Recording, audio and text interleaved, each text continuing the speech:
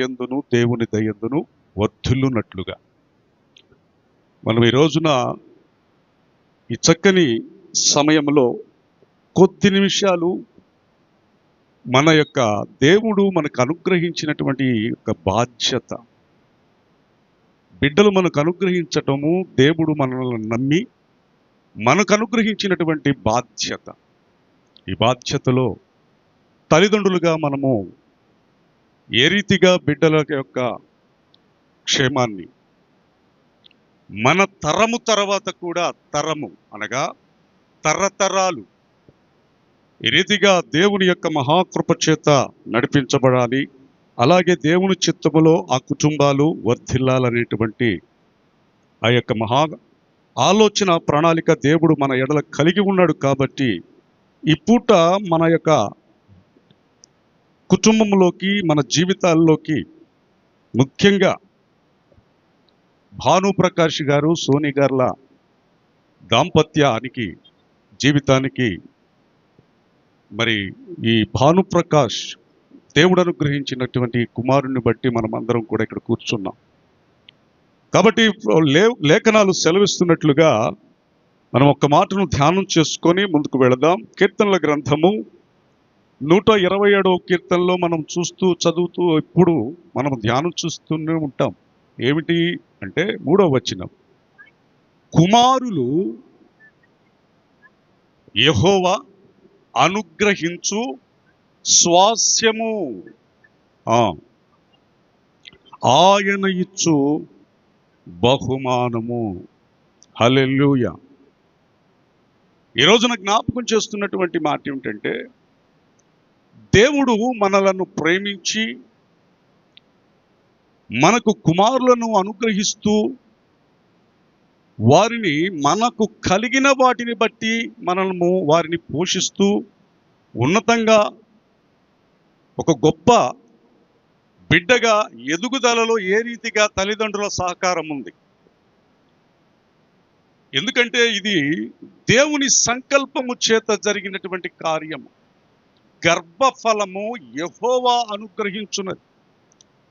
దేవుడు అనుగ్రహించినటువంటి ఈ బిడ్డ ఉన్నతమైనటువంటి ప్రణాళికలలో ఉండాలన్నదే దేవుని ఆలోచన. తల్లిదండ్రులుగా మనము ప్రేమించే విధానం వేరు, దేవుని ఉన్నత ఆలోచన ఆ బిడ్డపై వేరు. మనము దేవుని ఉద్దేశాల్లో బిడ్డను ఎప్పుడైతే పెంచుతామో, దేవుని ఆలోచన మనం ఎప్పుడైతే ఎరిగి, ఆ కుమారుడు దేవుడు అనుగ్రహించినటువంటి బిడ్డ కాబట్టి ఆధ్యాత్మికంగాను శారీరక పరంగాను ఈ లోకములో మనము ఆ బిడ్డను ఒక ఉన్నతమైనటువంటి ప్రణాళికతో పెంచాలన్నదే దేవుని యొక్క ముఖ్య ఉద్దేశం. హల్లెలూయా. కాబట్టి ఈ భానుప్రకాష్ 6 నెలల క్రితం ఎక్కడ ఉంటారు ఆయన గారు? మన మధ్య ఇప్పుడు ఉన్నాడులే, షూటు బూటేశాడు. 6 నెలల ముందు ఎక్కడుంటారంటే దేవుడు ఏర్పాటు చేసినటువంటి తల్లి గర్భములో. తల్లి గర్భంలో ఎన్నాళ్ళు ఉంచాడు? 9 నెలలు. 9 నెలలు ఎవరు పోషించారు ఆ బిడ్డని? దేవుడు. ఆ తల్లి ఆ బిడ్డకు కావలసిన పోషణ ఆహారాలన్నీ కూడా జాగ్రత్తగా, అప్పుడే ఆయనకి ఏం కావాలో ఆ ఆహారం తీసుకుంటూ, ఆయన ఆరోగ్యానికి కావలసినటువంటి సమస్త పదార్థాలు కాకుండా ఆయన ఆరోగ్యానికి సంబంధించిన పదార్థాలే జాగ్రత్తగా తీసుకొని, ఈ రోజున దేవుని చిత్త ప్రకారం 9 నెలలు పూర్తయిన తర్వాత ఈ రోజున బహిర్గతంగా ఆ కుటుంబంలోకి ఆయన మరి ప్రవేశించాడు. హల్లెలూయా. మరి ఈ 6 నెలలు కూడా ఆ తల్లి సంరక్షణ. పెద్దలు అంటారు, మొట్టమొదట పాఠం నేర్చుకునేది బిడ్డ తల్లి ఒడిలోనే. జ్ఞానం పెంచేది కూడా తల్లే. బంధుత్వాలు, తల్లి తండ్రి ఇలాంటి బంధాలన్నీ కూడా నేర్పించేది ఎవరు? తల్లే. ఇవన్నీ అంటే ఒక కుటుంబ వ్యవస్థను తయారు చేయాలంటే ఆ బిడ్డకు ఉగ్గుపాలతోనే తల్లి అన్నీ నేర్పించాలి. హల్లెలూయా. అంటే తల్లి మీద ఉన్నటువంటి ప్రధానమైనటువంటి అంశం అది. దేవుడు జ్ఞానవంతురాలు తన ఇంటిని కట్టుకుంటుంది. కేవలం ఆర్థిక వనరులు దాచుకోవటం కాదు, కానీ తనకిచ్చినటువంటి స్వాస్థ్యాలను కూడా భూమి మీద బలవంతులుగా చేయటానికి. హల్లెలూయా. జ్ఞాపకం చేస్తున్నటువంటి మాట ఏమిటంటే, ఈ రోజున ఈ ఆనందమైనటువంటి వాతావరణం ఎందుకు ఈ కుటుంబాన్ని ఏర్పాటు చేసి మనకి మనుషులను పిలిపించుకొని బంధువులు, స్నేహితులు, శ్రేయోభిలాషులు, తన యొక్క మన తల్లి తరపు వారు, తండ్రి తరపు వారు, వీరందరూ కూడా ఏకమై ఈ రోజున ఆ కుమారుడికి, ఆ బాలుడికి శిశువు నుండి ఏమయ్యాడు? ఇప్పుడు బాలుడుగా అవతరించబోతున్నాడు. హల్లెలూయా. శిశువు పాలు తాగే ప్రాయం అంటాం, బాలుడుగా అవతారం ఎత్తిపోతున్నాడంటే కారణం ఏంటంటే ఘన పదార్థాలు మారిపోతున్నాయి. ఇప్పుడు ఆయన సహజమైన భూసంబంధమైన మానవ శరీరానికి కావలసినటువంటి ఆహారాన్ని తీసుకోవటానికి ఆ కుమారుడు సిద్ధపరచబడ్డాడు. ఇది దేవుని ప్రణాళిక, ఇది దేవుని సంకల్పం. ఈ రోజున తల్లిదండ్రులకు దేవుడిస్తున్నటువంటి ఒక ఆలోచన ఏమిటంటే, ఆ తల్లి నవమాసాలు మోసి ఆ బిడ్డ బాహ్య ప్రపంచంలోకి రావటానికి, మనం ఈరోజు చూస్తున్న ఈ ఆనందానికి ముందుగా ఆమె పడినటువంటి ప్రసవ వేదన అంతా ఇంత కాదు. ఆ కుమారుని చూసి మనం మురిసిపోతున్నాము, సంతోషపడుతున్నాము, కానీ ఆ తల్లి ఆ బిడ్డను ఈ బాహ్య ప్రపంచానికి ఆ దేవుడు తన సంకల్పాన్ని తన గర్భంలో ఉంచాడు. ఆ ఉంచినటువంటి సంకల్పం భూమి మీదకి రావటానికి ఎంత వేదన పడి ఉంటుందో ఒకసారి అర్థం చేసుకోండి. కాలుకి చిన్న గోరు లెగిస్తేనే తల్లడిల్లిపోతుంటాం. మరి బిడ్డకు జన్మం ఇవ్వటం అంటే ఒక అనుభవజ్ఞుడు చెప్పినటువంటి మాట చెప్తున్నాను నేను కూడా. 7 ఎముకలు ఇరిగితే ఎంత బాధ ఉంటుందో శరీరంలో, ఎముక ఇరిగితే ఎంత బాధ ఉంటుందో అటువంటివి 7 ఎముకలు విరిగితే ఇంకెంత బాధ ఉంటుందో చూడండి. అంత బాధ ఆ తల్లి ప్రసవ వేదనలో అనుభవిస్తే కానీ ఆ బిడ్డ సుఖంగా బయటికి రాదు. ఇదంతా కూడా దేవుడు ఆ తల్లి మీద పెట్టినటువంటి బాధ్యత. ఆ తల్లి కూడా దేవుని వైపు చూసి తన గర్భంలో ఉన్నటువంటి ఆ శ్వాసాన్ని ఎలాగైనా బాహ్య ప్రపంచానికి నా వంశాంకురంగా నిలబెట్టుకోవాలనేటువంటి ఆశ ఆ నొప్పిని కూడా భరించే విధంగా మార్చింది. హల్లెలూయా. దేవునికి మహిమ కలుగును గాక. అమ్మా, ఈ 6 నెలలు ఆ తల్లిచ్చింది పాలే. 10 రక్తపు చుక్కలు ఏమవుతాయంట? పాల చుక్కగా మారటానికి 10 రక్తపు చుక్కలు కావాలంట, ఒక్క చుక్క పాలుగా మారటానికి. మరి ఉదయం నుంచి రాత్రి ఆ తల్లి యొక్క రొమ్మున ఆనుకొని పాలు తృప్తిగా ఇస్తూ ఉంటది. ఎంత రక్తాన్ని ఆ తల్లి ఆ బిడ్డకు దారపోస్తుంది. ఇది దైవ సంకల్పం. ఇది దేవుడు ఆ తల్లి పట్ల పెట్టినటువంటి ఒక బాధ్యత. ఇంత బాధ్యతాయుతంగా గర్భాన మోసి కని ఇప్పుడు పెంచడానికి ఇచ్చినటువంటి ఈ బాధ్యతను తల్లిదండ్రుల యొక్క బాధ్యత ఎంతో ప్రాముఖ్యమైనది. హల్లెలూయా. దేవునికే మహిమ కలుగును గాక. ఇక్కడ మనం జ్ఞాపకం చేసుకోవాల్సింది ఏమిటయ్యా అంటే, అమ్మా, ఈ కుమారులు ఎవరంటమ్మా? ఎవరు?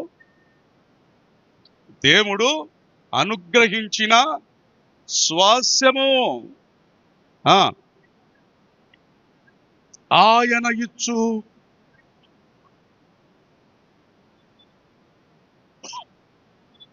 కాబట్టి ఈ రోజున జ్ఞాపకం చేస్తున్న మాట ఒక్కటే, తల్లికి తండ్రికి దేవుడిచ్చిన ఆ భాగ్యం ఎంత గొప్పదో తెలుసమా? ఈ రోజున అందరూ ఆ భాగ్యానికి నోచుకునే వారు ఉన్నారు. ప్రభువా, నా గర్భాన్ని వాడుకో, నన్ను తల్లిగా మార్చు, నన్ను తండ్రిగా చేయి నాయనా అని ఎన్ని తల్లిదండ్రులు ఎంతమంది ఈ రోజున అర్థిస్తున్నారో. అందుకే ప్రభు ఈ రోజున ఈ కుటుంబంలో ఈ కుమారుడిని ఇవ్వడానికి గల కారణం ఏంటయ్యా అంటే, కుమారుడు లేడని కాదు, బాధ్యతాయుతంగా దేవుని అనుగ్రహంతో పుట్టినటువంటి ఆ కుమారుడు దేవుని సంకల్పములో ఎదగాలని. మనుషులుగా మనము ఆహారం పెడతాం, వస్తువులు ఇస్తాం, ఆస్తులు ఇస్తాం, కావలసినటువంటి ప్రేమను పంచుతాం, కానీ భవిష్యత్తు మాత్రం ఎవరిస్తారు? దేవుడు ఇవ్వాలి. భవిష్యత్తు ప్రణాళికలో దేవుడు ఆ బిడ్డను ఉంచాడు కాబట్టి ఆ బిడ్డ పట్ల ఉన్నటువంటి దేవుని ప్రణాళిక ఏంటో మనం గమనించుకుంటూ ఆ బిడ్డను దినదినము, ఈ రోజు నుంచి ఆహారం మారింది అంటే సహజమైన శరీర అవసరాలకి కావలసిన ఆహారం ఈ రోజు నుంచి మొదలవుతుంది ఆ బిడ్డకి. కాబట్టి మనము ఆ తల్లి ఆ తండ్రి ఈ భౌతిక ఆహారంతో పాటు ఏమి ఇవ్వాలంట? ఆత్మీయ ఆహారము కూడా అందిస్తూ ఉండాలి. హల్లెలూయా. ఆత్మీయ ఆహారము అమ్మా ఆత్మను రక్షిస్తుంది, శరీరాహారము శరీరానికి సత్తువనిస్తుంది. ఈ రెండు సమపాళ్ళలో మనము బిడ్డకు అందించగలిగితే, ఇందాక అయ్యగారు పాడాడు మన తుకారం గారు, బాణములు వంటి వారు అవుతారని. కింద వచనం అదే ఉంది చూడండి. యవ్వన కాలమందు పుట్టిన కుమారులు బలవంతుని చేతిలో బాణములు. బాణములు దేనికి వాడతారండి అమ్మా? ఒక్కొక్క ఆయుధాన్ని ఒక్కొక్క పనికి వాడతాం.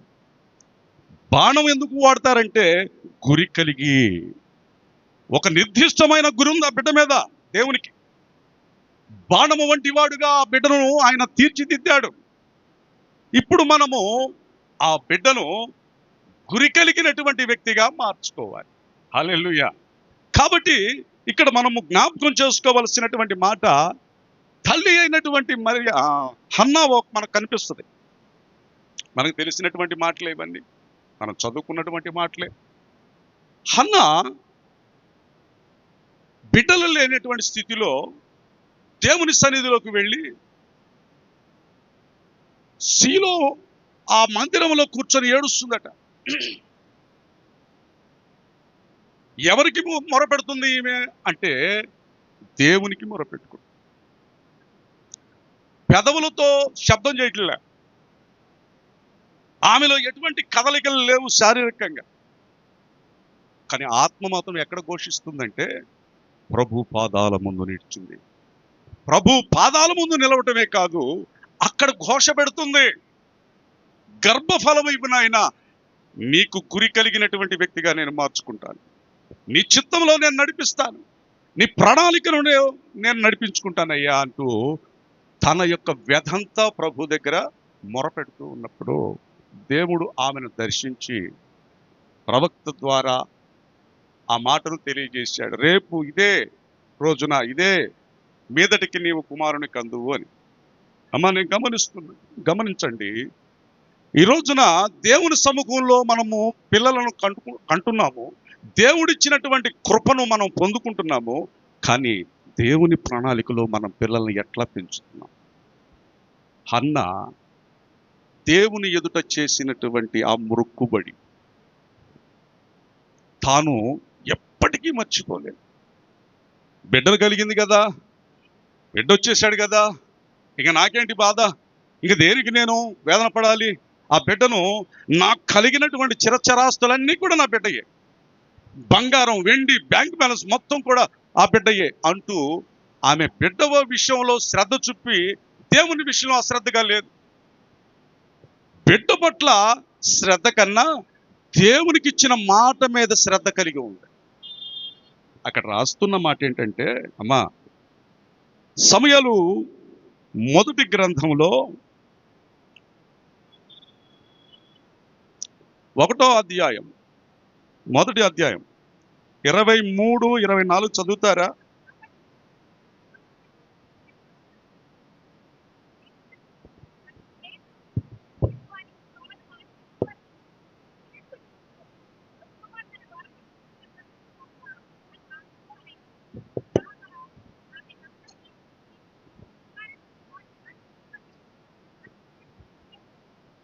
పిల్లవాడు పాలు మాన్పు సమయం వరకు దేవుని యొక్క ఆలోచనలోనే ఆమె పెంచుతూ ఉంది. దేవునికి ఇచ్చినటువంటి మాట, దేవా ఈ కుమారుడు నీవు నాకు ఎందుకు అనుగ్రహించావంటే ఆ రోజు నేను నిబంధన చేసుకున్నా, ఈ బిడ్డ నీకే ప్రతిష్ఠిత, నీ యొక్క చిత్తమే ఈ బిడ్డ పట్ల జరగాలి. నేను ఎంత ప్రేమించినా, నేను ఎంత పెంచినా నీ చిత్తము లేకుండా నేనేమి చేయలేను. కాబట్టి మనుషుల దయ ఉండాలి, నీ దయ కూడా ఉండాలి ప్రభువా, నా బిడ్డని నీ చిత్తంలో పెంచు అని ఆ రోజున తనకు దేవుడు, ఆ దేవుని ఎదుట తను చేసుకున్నటువంటి ఆ నిబంధన ప్రకారం సమూయేలుని పాలు విడిచిన వెంటనే దేవునికి అప్పగించేస్తున్నాడు. ఈరోజు నేను జ్ఞాపకం చేస్తున్నానమ్మా, చాలా మంది మన బిడ్డల కోసం లేక ఏదైనా అవసరాల కోసం మందిరానికి వస్తుంటాం. ఆర్థిక ఇబ్బందులు ఉన్నాయి స్వామి, ఆర్థిక ఇబ్బందులు పోతే నేను నీకు సమర్పణగా ఉంటానయ్యా, నమ్మకంగా ఉంటాను. అనారోగ్యంతో వచ్చానయ్యా, డాక్టర్లు సైతం చేతులు ఎత్తేసారు, మరి ఇప్పుడు నేను ఏం చేయాలి? నీవేమైనా నాకు సహాయం చేస్తే నమ్మకంగా నా జీవితకాలం అంతా నీ గడప యొద్ద బతుకుతాను. అంతేకాదు, ఏ అవసరం ఉన్నా మనము ఆ రోజున ఉన్నటువంటి భారాన్ని బట్టి, కష్టాన్ని బట్టి, వేదనను బట్టి మనం ఇక్కడ తీర్మానం తీసుకుంటాం. కానీ దేవునికి ఆ రోజు ఇచ్చినటువంటి మాట ప్రకారం మాత్రం తదుపరి దినాల్లో ఆయన చిత్తం ప్రకారంగా నడవు. హల్లెలూయా. ఈ రోజున జ్ఞాపకం చేస్తున్నా ఒక్క మాట, ఓ తల్లి, ఓ తండ్రి, మనకిచ్చినటువంటి మన బాధ్యత ఏమిటో దేవుని సన్నిధిలో మనం ఏ రీతిగా ప్రభు సముఖంలో తీర్మానం చేసుకున్నామో ఆ బిడ్డ దేవుని యొక్క చిత్త ప్రకారమై ఆయన నీ గృహానికి వచ్చాడు, నీ గృహంలో ఆ బిడ్డని ఇచ్చాడు, నీ చేతికి అప్పగించాడు. నీవు ఆయన చిత్తములో పెంచుతున్నావా లేక నీ ఇష్ట ప్రకారంగా పెంచుకుంటున్నావా? హల్లెలూయా. ఈ రోజున హన్నా దేవుని యొక్క ప్రణకారము, దేవుని చిత్తములో ఆ బిడ్డను పెంచింది కాబట్టి అమ్మా, దేవుని యొక్క నిత్యము ప్రార్థన ద్వారా, దేవా ఈ బిడ్డపై కదలిక, తినటంలోను, ఆడుకోవటంలోను, ఎదగటములోను, ఆత్మీయతలోను, అన్ని విషయాల్లో నీ యొక్క చిత్తమే ఉండాలి ఈ బిడ్డ పట్ల. మానవపరమైనటువంటి ఆజ్ఞలు ఏమీ లేవు. బిడ్డకు నీ ఉద్దేశమే ఉండాలి, నీ ప్రణాళిక ఉండాలని ఆ బిడ్డ పాలు విడిచే వరకు తన యొక్క స్థనము నుండి వచ్చినటువంటి ఆ రక్తమును ఆహారముగా మలచి దేవుని చిత్తంలో పెంచి ఆ బిడ్డకు ఈడు రాగానే దేవునికి అప్పగించింది.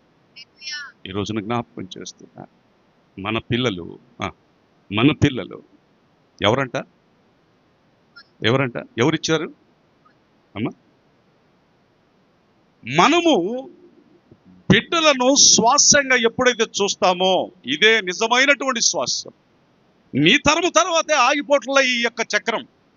నీ తర్వాత భావి తరాలు ఉన్నాయి. ఇంకా ఆయన రాకడ పర్యంతం వరకు ఆయనలో ఎదిగి ఫలించి అభివృద్ధి పొందాలి. హల్లెలూయా. జ్ఞాపకం చేస్తాను, ఇర్మియా గ్రంథంలో ఒక మాటను మీకు తెలియచేయాలని ఆశపడుతున్నాను. ఇర్మియా గ్రంథం 9వ అధ్యాయం 17వ వచనం నుండి మనం చదువుకుంటూ పోతే అక్కడ సైన్యములకు అధిపతియగు యెహోవా ఇలాగు సెలవిచ్చుచున్నాడు, ఆలోచించుడి, రోదనము చేయు స్త్రీలను కనుగొనుడి, కనుగొనుడి, వారిని పిలవనంపుడి, తెలివిగల స్త్రీలను కనుగొనుడి, వారిని పిలవనంపుడి. ఎవరిని కనుగొంటున్నాడు? తెలివి కలిగిన వారు, జ్ఞానం కలిగిన వారిని కనుగొని పిలవమంటున్నాడు. మన కన్నులు కన్నీళ్లు విడిచినట్లుగాను, మన కనురెప్పల నుండి నీళ్లు ఒలుకునట్లుగాను వారు త్వరపడి మనకు రోదన ధ్వని చేయవలను. మనము 20వ వచనం చదువుతారమ్మా. స్త్రీలారా, యెహోవా మాట వినుడి, మీరు చెవియొగ్గి ఆయన నోటి మాట ఆలకించుడి. మీ కుమార్తెలకు రోదనము చేయ నేర్పుడి, ఒకరికొకరు అంగలార్పు విద్య నేర్పుడి. అంగలార్పు విద్య ఏ కుటుంబంలో ఉంటుందో, ఏ ఇంట్లో దేవుని సముఖములో మోకరిల్లి కన్నీటితో ప్రార్థిస్తారో ఆ అంగలార్పు విద్య ఏ గృహములో ఏ వ్యక్తిలో ఉంటుందో ఆ వ్యక్తి ద్వారా ఆ కుటుంబం ఏమవుతుందంట, దీవించబడుతుంది. హల్లెలూయా. అందుకే అంటున్నాడు, మా అంగలార్పు విద్యకు జ్ఞానం కలిగిన స్త్రీలను లేవనెత్తండి.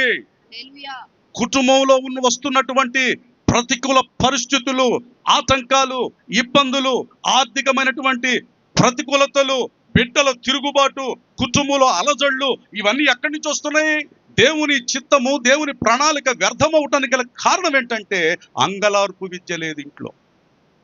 కుటుంబాల కోసం, బిడ్డల కోసం, భర్త కోసం, వ్యాపారం కోసం, ఉద్యోగం కోసం, మనం జీవించే విధానం కోసం దేవుడు మనకి ఇచ్చినటువంటి ధన్యతను బట్టి నిత్యము 2 చేతులెత్తి మోకరిల్లి కన్నీటితో పశ్చాత్తాపంతో దేవుడు చేసిన మేలులకు కృతజ్ఞతగా తెలియచేసే సమస్య మన ముందే ఉంటున్నా మనం కన్నీరు విడవట్లేదు.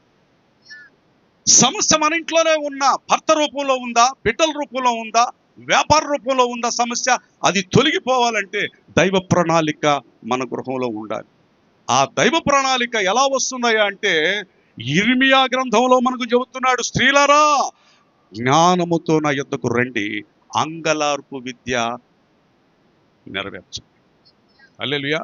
అమ్మా జ్ఞాపకం చేస్తున్నా, యిర్మీయా కన్నీటి ప్రవక్తట. ఆయన పేరేంటి? కన్నీటి ప్రవక్త అని ఆయనకి పేరు. అతని తండ్రి మనం గమనించుకుంటే మొదటి అధ్యాయం చూస్తారమ్మా, యిర్మీయా మొదటి గ్రంథం మొదటి అధ్యాయంలోనే అతని యొక్క మొదటి అధ్యాయం మొదటి వచనం, బెన్యామీను దేశమందలి అనాతోతులో కాపురమున్న, బెన్యామీను దేశములో అనాతోతు అనేటువంటి చిన్న గ్రామం, అది పెద్ద గ్రామం కూడా కాదట, ఒక పక్కా పల్లెటూరు అంటాం చూడు, అలాంటి ఏ సదుపాయాలు లేనటువంటి స్థలం అది. కాపురమున్న యాజకులలో ఒకడై హిల్కియా కుమారుడైన యిర్మీయా వాక్యములు. అది హిల్కియా కుమారుడైన, హిల్కియా ఎవరు అంటే యిర్మీయా గారి తండ్రి. ఈ యిర్మీయా ఎవరై అంటే యాజకుడైన హిల్కియా కుమారుడు. వీళ్ళు ఎక్కడ కాపురం ఉన్నారయ్యా అంటే బెన్యామీను అనే దేశంలో అనాతోతు అనే చిన్న గ్రామంలో వారు జీవిస్తున్నారు. గమనించండి అమ్మా, గమనించండి. ఆ చిన్న గ్రామంలో ఆనాడు యిర్మీయా గర్భవాసమన్న పడక మునిపే దేవుని ప్రణాళిక ఉంది అక్కడ. ఆ దేశములో, ఆ ప్రాంతములో జరుగుతున్నటువంటి అన్యాయాలు, అక్రమాలు, దేవునికి వ్యతిరేకమైనటువంటి పాపం ఎన్నో రకాలుగా ఆ దేశాన్ని అతలాకుతలం చేసేస్తుంది. అటువంటి కాలంలో జన్మించాడు ఈ యిర్మీయా. ఈ యిర్మీయా జన్మించడానికి ముందుగానే ఆ తల్లి గర్భములో పిండముగా రూపించబడక మునుపే దేవుని ప్రణాళిక యిర్మీయా తల్లి గారికి అప్పగించేశాడు. గమనించండి. మనం కూడా యవనస్తులు ఉన్నారు ఇక్కడ, పెళ్లిగాక మునుపు నాకు అలాంటి బిడ్డ కావాలి, ఐఏఎస్ చేయాలి, డాక్టర్ని చేయాలి, ఇలా ఉండకూడదు నా ఇల్లు, ఇలా ఉండాలి, అలా ఉండాలని కోరికలు ఉంటాయి మనకి. హల్లెలూయా. అయితే ఎంతమంది ఈ యొక్క ఆలోచనని కార్యరూపం జరిగిస్తున్నారు? అనుకోవటం కాదు. ఇక్కడ హిల్కియా అనేటువంటి ఒక యాజకుని కుటుంబంలో జన్మించిన యిర్మీయాకు తల్లి గర్భములో పిండముగా రూపింపక మునిపే దేవుడు ఏం చేశాడట? ఒక ప్రణాళిక కలిగి ఉన్నాడట. ఆ తల్లితో మాట్లాడాడు.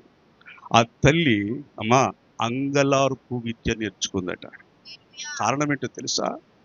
ఒక్కతే ఆ చిన్న గ్రామంలోనే, ఆ బెన్యామీను దేశమంతా కూడా అమ్మా దేవుని పిల్లలైనటువంటి వారు దారి తొలగిపోయి ఇష్టానుసారంగా అన్య దేవతల చుట్టూ ఇష్టానుసారంగా పాపంలో ప్రవర్తిస్తుంటే దేవునికి వేదన కలిగిందట.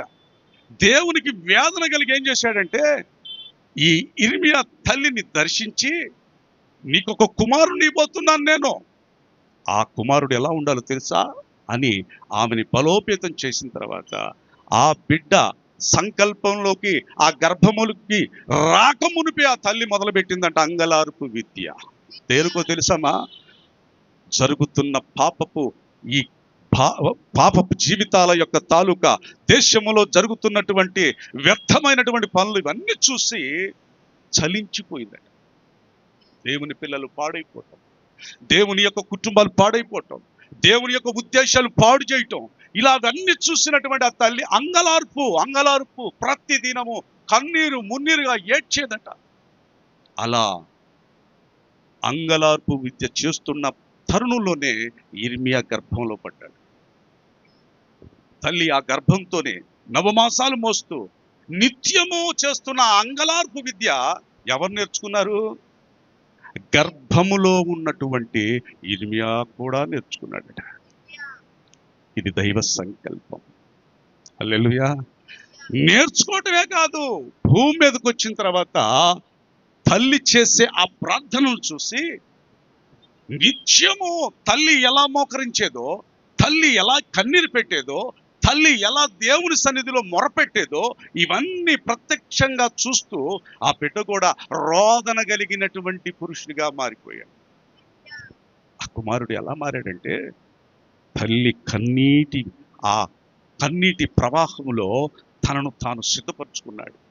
తల్లి ఎలా లోకం గురించి ఇంటి పక్కన వాళ్ళు, లేకపోతే ఆ ప్రాంతపు వాళ్ళు, లేకపోతే ఆ దేశపు వాళ్ళు, దేవుని పిల్లలు ఇలా విచ్చలవిడిగా పాడైపోతున్నారనేటువంటి వేదన కలిగిన ఆ తల్లి ఏడుపు ఇర్మియా కూడా గ్రహించేశాడు. ఇర్మియా సమాజం కొరకు, సమాజంలో జరుగుతున్నటువంటి ఆ భయంకరమైన దుస్థితి చూసి కన్నీరు మున్నీరుగా ఏడ్చేవాడట. ప్రభువా, ఈ కుటుంబాలను బాగు చేయ్యా, ఈ కుటుంబాలను బాగు చేయ్యా అంటూ దినదినము కన్నీటితో ప్రార్థన చేసేవాడట యవనస్తుడై ఉన్నవాడు. ఒక మాట చెప్పనా, అక్కడ 15వ అధ్యాయంలో ఆయన వివాహం చేసుకోవటానికి కూడా ఇష్టపడలేదట. ఈ పాపపు లోకములో బ్రతకడం కన్నా ఎందుకు పుట్టించావు ప్రభువా ఇంత భయంకరమైన ప్రాంతంలోనని తనను తాను హింసించుకున్నాడట, అవమానపరుచుకున్నాడట, తనను తాను అసహించుకునే విధంగా వివాహం కూడా చేసుకోలేనంతగా ఏడ్చాడట ఈ యొక్క సమాజం కోసం. హల్లెలూయా. అమ్మా, ఇదంతా ఎలా జరిగిందో తెలుసా? ఆ తల్లి గర్భములో పిండముగా రూపింపక మునిపే అంగలార్పుతో కూర్చొని ఏడ్చేదట. ఈ దేశం కోసం, రాజ్యం కోసం, సమాజం కోసం, దేవుని పిల్లల కోసం ఎలా ఎలా ఎలా ఏడ్చేదంటే తన గర్భంలో ఉన్న బిడ్డ కూడా అంగలార్పు విద్యలోకి వచ్చేసాడట. హల్లెలూయా. దేవునికే మహిమ కలుగును గాక. డిఎల్ మూడీ గారు అని ఒక ఆయన ఉన్నాడు. ఆయన ప్రపంచ దేశాలన్నీ కూడా గొప్ప నాయకుడు, ఆయన ప్రార్థనాపరుడు. ఆయన ఒక మాట అంటాడు. ఆయన ఏమంటాడంటే, అమ్మా,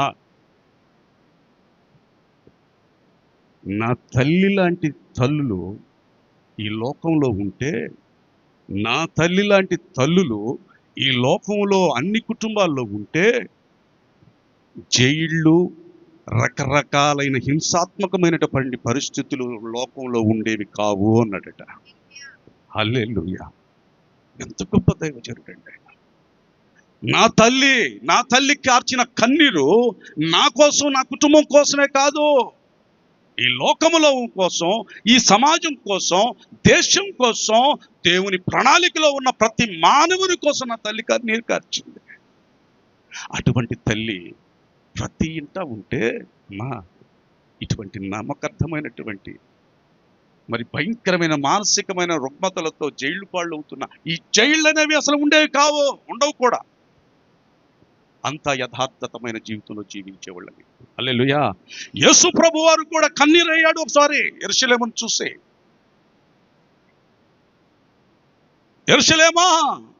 యెరూషలేమా, నీ మీద కట్టబడిన ఈ శృంగారమైనటువంటి దేవాలయాన్ని చూసి ఏడ్చాడంట ఆయన.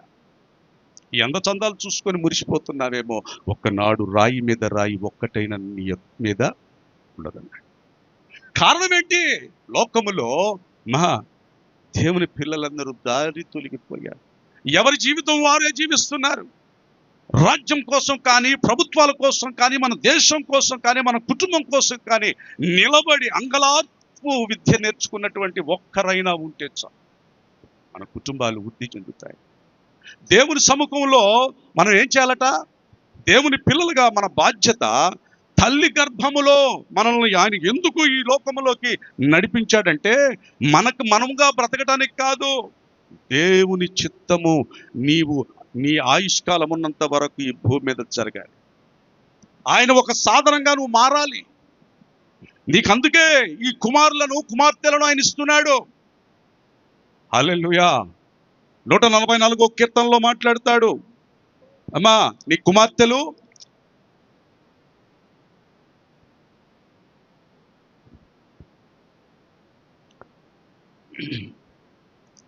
చదవాలి.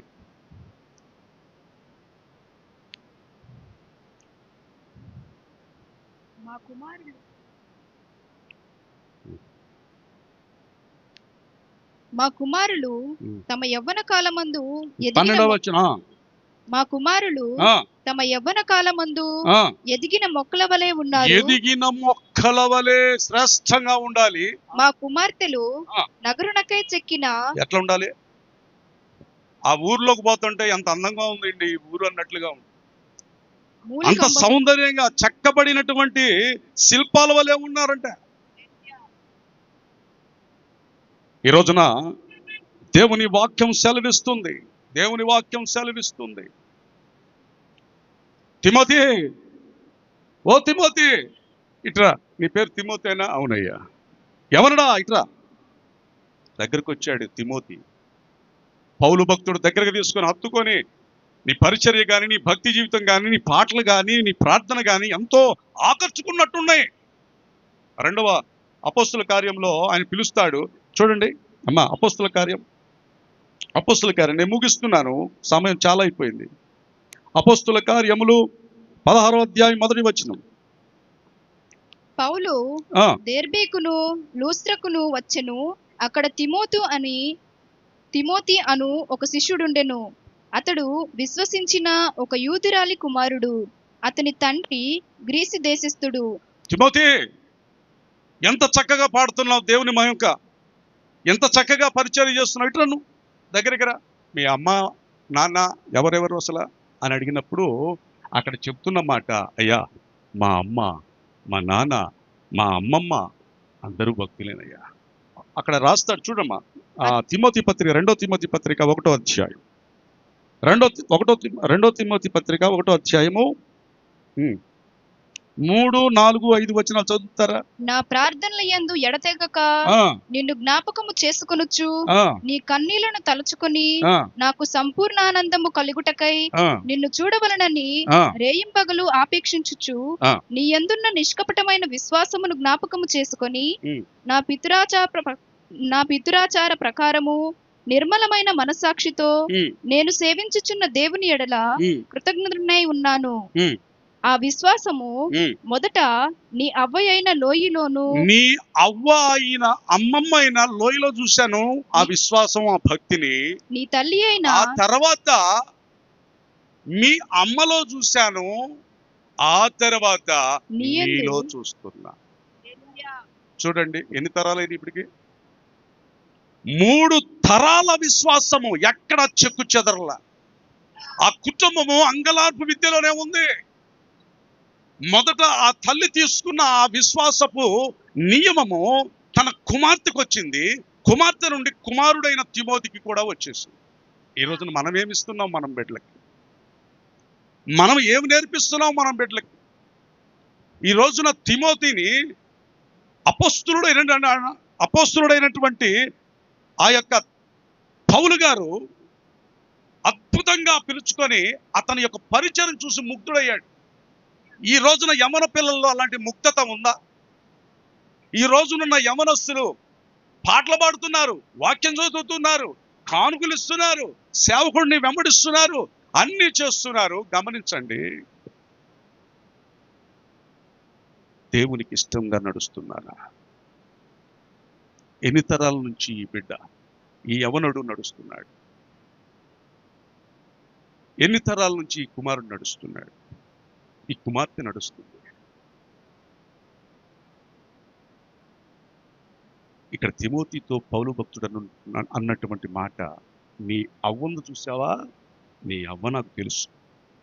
నీ అవ్వ ఎంత భక్తిమంతురాలో నాకు తెలుసు. ఆ తర్వాత అదే భక్తి మీ అమ్మలో చూశా. ఆ తర్వాత నిన్ను చూస్తే ఎంత ముగ్ధ మనోహరంగా ఉంది యవనస్తుడా తిమోతి అని పిలుస్తున్నాడు. ఈ రోజున జ్ఞాపకం చేస్తున్నా, తరము తర్వాత తరము ఆస్తి అంతస్తులు పంచుకుంటూ వెళుతున్నామేమో, కానీ ఆధ్యాత్మికంగా మాత్రం పంచలేకపోతున్నాం. ఆత్మలో మనము పంచాలి పిల్లల్ని. ఎప్పుడైతే ఆ తల్లి తీసుకునేటువంటి నిర్ణయం, అమ్మా ఆ బిడ్డకు కావలసిన భౌతిక అవసరాలన్నీ దేవుడు చూస్తాడు. నువ్వేం తినాలన్నా ఆ సమయానికి సమకూరుస్తాడు, నువ్వేం ధరించాలన్నా ఆ సమయానికి సమకూరుస్తాడు. భౌతికమైనటువంటిది ఆయనకు అన్నీ తెలుసు. నువ్వు కూర్చుండటం తెలుసు, నువ్వు నిలబడటం తెలుసు, నువ్వు పడుకోవడం తెలుసు, నువ్వు అన్నం లేకుండా ఉండటం తెలుసు, నువ్వు కన్నీళ్లు పెట్టడం తెలుసు. కానీ నీకు తెలియంది ఏంటంటే ఆయన నీకు ఇచ్చినటువంటి భాగ్యం, ధన్యత ఏంటంటే అది అంగలార్పు విద్య. తల్లిగా మనము బిడ్డల్ని అమ్మా శారీరకంగా ఎంత బాగా చూసుకున్నా ఆత్మలో బలహీనులు అయితే ఆ బిడ్డలు వ్యర్థమైపోతారు, దేశానికి ఉపయోగపడరు, కుటుంబానికి ఉపయోగపడరు. కాబట్టి అన్ని విధాలుగా ఉపయోగపడాలంటే ఆ బిడ్డలు ఎలా ఉండాలంట? దేవుని చేతిలో బాణములు వంటి వారు ఉండాలి. హల్లెలూయా. ఆకళ్ళు అవుతున్నాయి అనుకుంటా పాపం అమ్మా, ఏమాత్రం మెదపట్ల పెదాలు. ముగిస్తున్నానమ్మా, ముగిస్తున్నాను. ఎప్పుడైతే మనము బిడ్డల మీద గురి పెట్టుకుంటామో, ఏ గురి అది? దేవుడు నాకు అప్పగించిన బాధ్యతని సక్రమంగా, దేవుని బాణములు వంటి వారు దేవునికి అప్పగిస్తే అది పొదిలో పెట్టుకొని పెంచాలి. హల్లెలూయా. ఈ యొక్క తిమోతి కుటుంబం 3 తరాల అనుభవంలో దేవుడు వారిని హెచ్చిస్తూ, గణపరుస్తూ, మహిమపరుస్తూ ఉన్నాడు. అలాగే ఇర్మియా ప్రవక్త కూడా తనను తాను తన తల్లి చేసినటువంటి ఏంటమ్మా, తన తల్లి చేసిన అంగలార్పును బట్టి ఆధ్యాత్మికంగా కన్నీటి ప్రవక్తగా ఆ దినాలలో, భయంకరమైన దినాలలో దేవుడు నిలబెట్టాడు. అక్కడ దేశం కోసం, సమాజం కోసం తన యొక్క దేవుణ్ణి బ్రతిమలాడుకుంటూ కన్నీరు విడిచాడట. మార్చు నాయన సమాజాన్ని. ఈరోజు నీ కుటుంబంలో కూడా అమ్మా నీకు ఇచ్చిన స్వాస్యాలు అంబులు పొదిలో ఉన్నాయా, లేదా చేయి విడిచిపెట్టి ఉన్నాయా? అవసరమైనప్పుడు గురి కలిగి నిలబెట్టాలి దేవుని కొరకు. అవసరాన్ని బట్టి దేవుని పరిచర్య చేయాలి. అట్టి రీతిగా మన బిడ్డలను, మన కుటుంబాలను పరిపూర్ణమైనటువంటి ఆత్మచేత నడిపించి మన బిడ్డలను దేవుని చేతికి అప్పగిద్దాం. అట్టి రీతిగా బలపరిచి స్థిరపరచబడును గాక. ఆమేన్.